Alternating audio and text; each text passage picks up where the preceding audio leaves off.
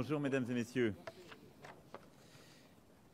Je suis très heureux d'accueillir aujourd'hui à Paris Monsieur le Premier ministre, cher Victor.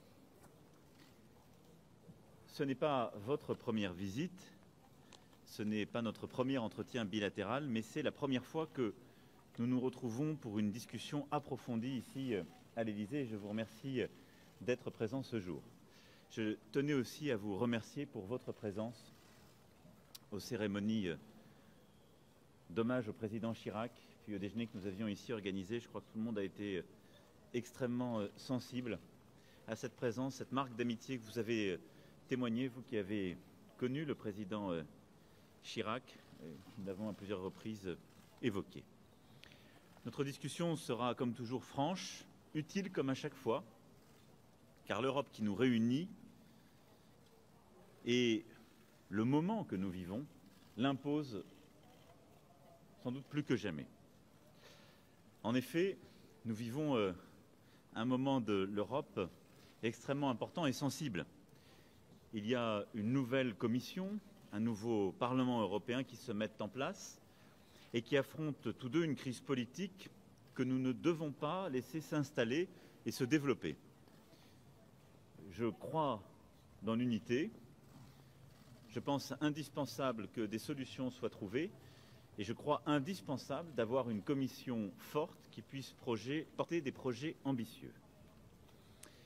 Nous avons aussi les défis extérieurs qui nous mobilisent. L'un de nos membres s'apprête à nous quitter et l'Union doit s'organiser dans ce cadre. Et nous avons, l'actualité nous l'a encore rappelé, des sujets de crise, de conflit, qui impliquent là aussi l'unité européenne et une parole forte. Nous discuterons donc dans un instant de tous ces défis, le Brexit, la politique migratoire et d'asile, le budget européen, le climat, les rapports avec les États-Unis, la Chine, la Russie, la Turquie. Alors sur ces sujets, nous ne sommes pas d'accord sur tout, et nous ne le serons sans doute pas à la fin de notre déjeuner, mais vous le savez, depuis mai 2017, j'ai tenu une ligne extrêmement simple et claire en Europe. Elle peut parfois contrarier, mais je pense qu'elle est indispensable. C'est d'abord faire des propositions ambitieuses et considérer que renoncer à l'ambition n'est jamais une bonne manière de se mettre d'accord. L'accord qui est trouvé sur la réduction de l'ambition est un mauvais accord. Il a trop souvent été la marque de fabrique. Parler à tout le monde. Aucun président de la République, en 2 ans et demi, n'a visité, échangé autant. Et depuis maintenant 2 ans et demi, j'ai constamment multiplié les échanges, y compris avec le Premier ministre Orban et le groupe de Visegrad, et toujours dire la vérité, quand nous sommes d'accord ou pas d'accord. Dans une Europe à 28 ou 27, nous pouvons avoir des désaccords quand ils sont sur le fond. Nous ne devons pas faire vivre des divisions lorsqu'elles sont factices. Je ne crois pas que l'Europe puisse avoir une ligne de partage entre une Europe de l'Est et une Europe de l'Ouest, une Europe qui aurait des droits qui primeraient sur tel ou tel autre. Nous avons une Europe avec des États membres qui ont les mêmes droits et les mêmes devoirs. Et dans une Europe à 27, nous ne pouvons pas non plus tous avancer au même rythme sur tous les sujets. Il y a une différenciation qui est nécessaire quand elle repose là aussi sur le fond d'une ambition, des sujets, qu'il s'agisse de Schengen, de l'euro, qui doit toujours être ouverte à tous et garder une dynamique pour toutes celles et ceux qui veulent l'embrasser. Personne ne saurait avoir le monopole de l'ambition européenne, mais personne ne doit non plus pouvoir bloquer l'ambition européenne. Il y a un socle commun qui ne peut être contesté ou différencié. C'est le marché unique que nous défendons tous ardemment et tous ensemble dans le cadre du Brexit. Ce sont aussi nos valeurs politiques fondées sur l'état de droit et les libertés individuelles. Puis il y a les différenciations qu'on accepte de porter sur tel ou tel sujet, l'euro ou tant d'autres. Dans cette Europe à 27, nous devons toujours parler, ne jamais rompre le dialogue, ne jamais taire les différences non plus, les divergences parfois, et surtout travailler à les réduire ou à les surmonter. Sur la politique migratoire, parfois sur le climat, peut-être sur le budget européen, nous avons des différences connues.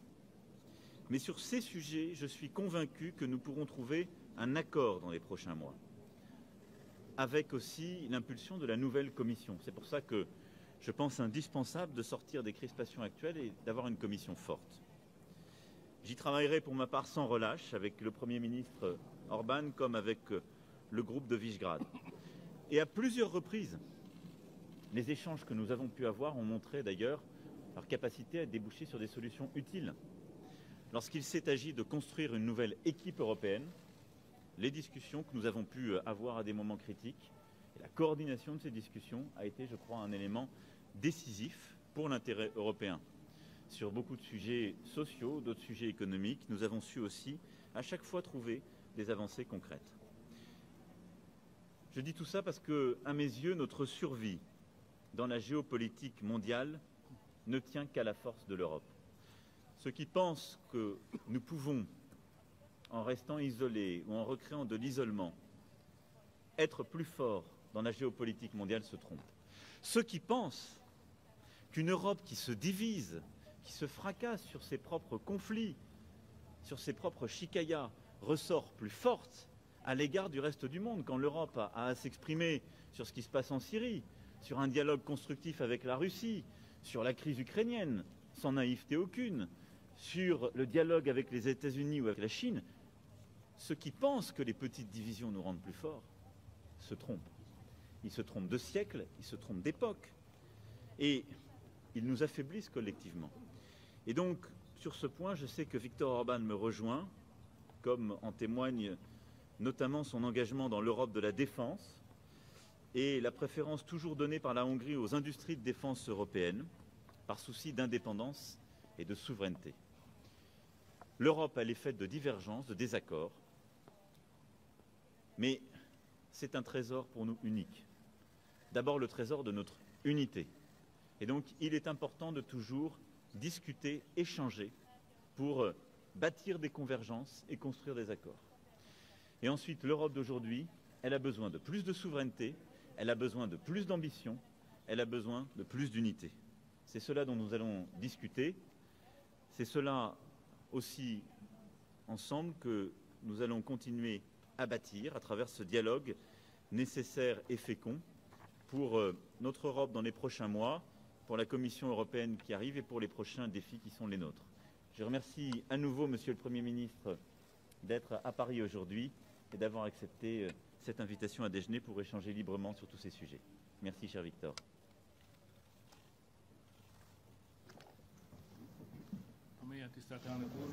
Monsieur le Président,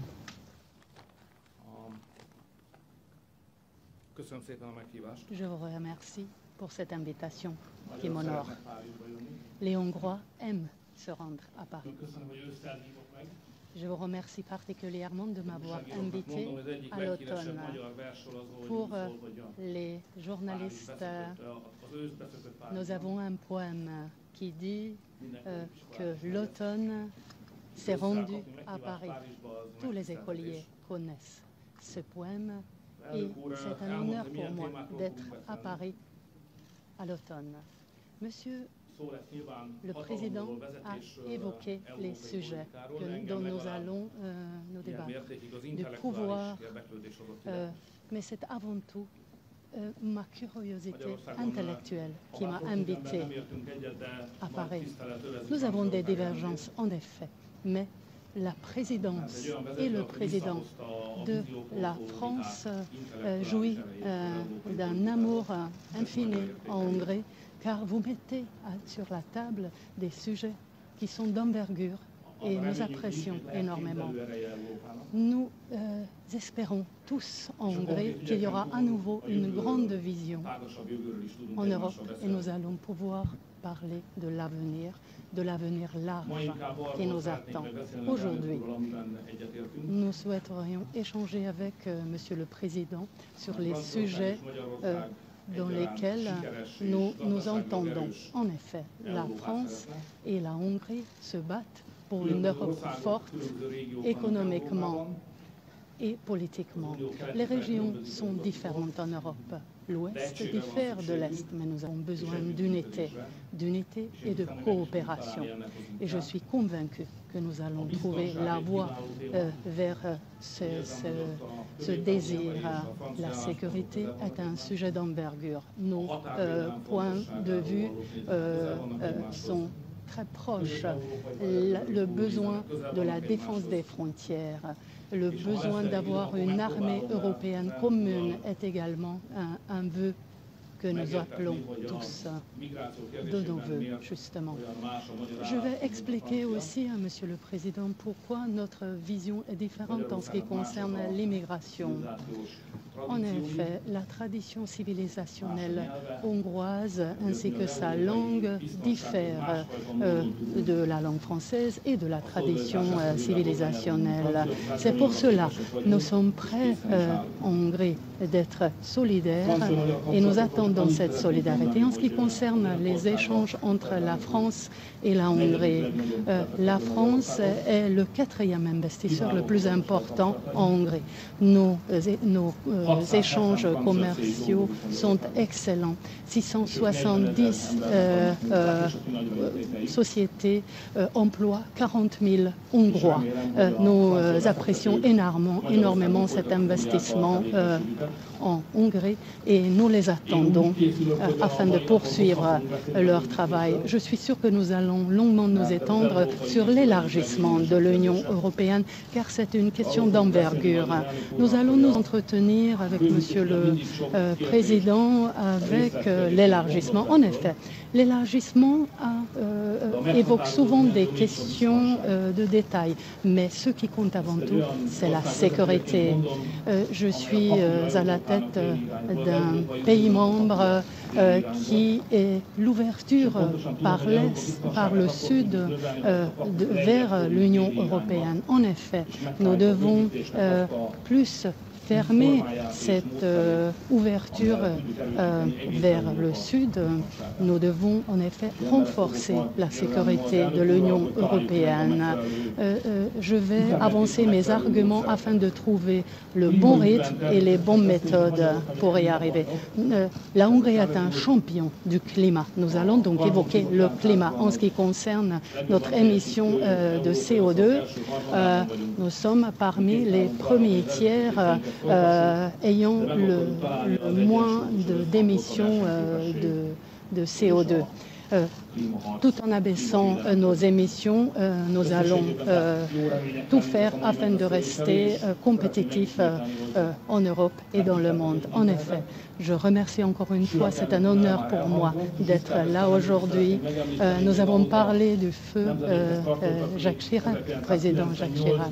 Mais en 1998, Giscard d'Estaing, Monsieur le Président, s'est rendu en Hongrie lorsque j'ai été pour la première fois élu Premier ministre et m'a donné un grand coup de main dans ma campagne.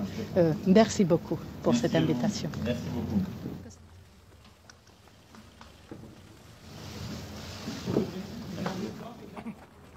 Attendons les prochaines heures. Qui remontent des discussions.